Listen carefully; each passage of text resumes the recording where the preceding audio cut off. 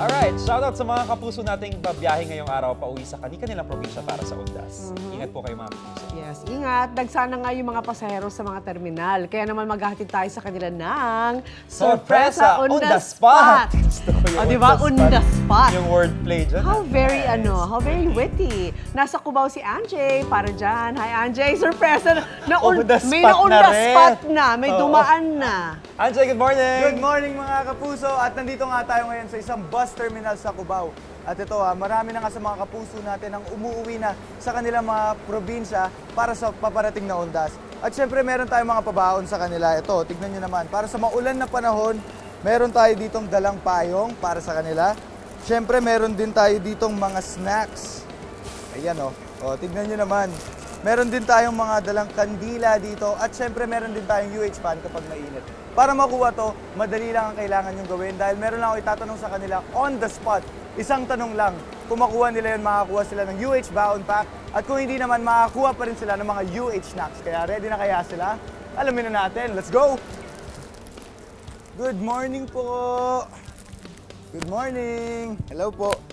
Gusto niyo po ba magkaroon ng UH Baon Pack? Ano pong pangalan?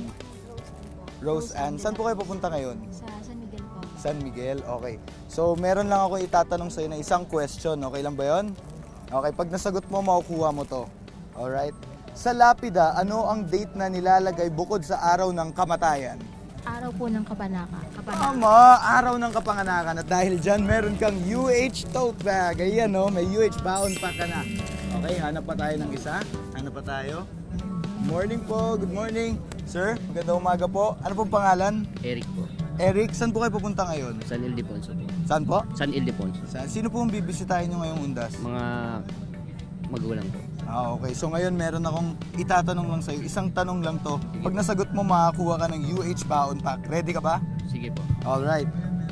Ano ang pinakamalaking libingan sa Metro Manila na dinadagsa ng milyon-milyong tao tuwing Undas na matatagpuan sa lungsod ng Maynila? Nakupas ako dyan. Ha? Hindi ko po. Hindi nyo alam. O sige, try natin isa pa ha. Kung November 1, ginugunita ang All Saints Day, ano naman ang ginugunita kapag November 2? Ano? Past day. Fast din, okay. Huwag ka mag-alala dahil meron ka pa rin naman na UH Snacks. Ayan. Okay mga kapuso, mamaya mamimigay pa tayo ng sorpresa. Kaya tumutok lang sa inyong pambansang morning show saan lagi una ka ha. Unang hirit. Bye! Ingat po sa mga kapuso nating babiyahe ngayong araw pauwi ng probinsya para sa Undas. Magpaot po kayo ng pagkain, tubig at mahabang pasensya sa pila at sa biyahe. Siyempre, may dagdag pabaon din tayo sa kanila. Maghahatid tayo ng sorpresa on the spot. Yes! At si Anjay, nandyan nga ngayon sa Quezon City. Tuloy na natin ang pamimigay. Anjay! Good morning at nandito pa nga rin tayo ngayon sa isang terminal station dito sa Cubao. At ngayon, nakikita nyo naman na ang dami na nga sa mga kapuso natin ang pauwi na sa kani-kanilang mga probinsya. At halika, kausapin na nga natin ang isa sa mga kapuso natin dito. Magandang umaga po, ano pong pangalan? Lourdes Baltasar po. Saan po kayo pupunta?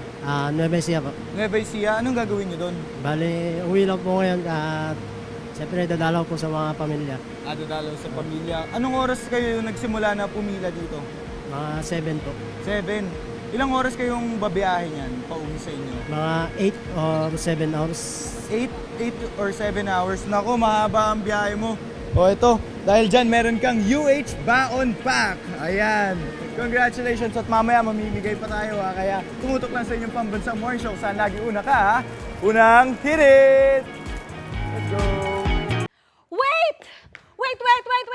Huwag mo munang i-close! Mag-subscribe ka muna sa GMA Public Affairs YouTube channel para lagi kang una sa mga latest kwento at balita.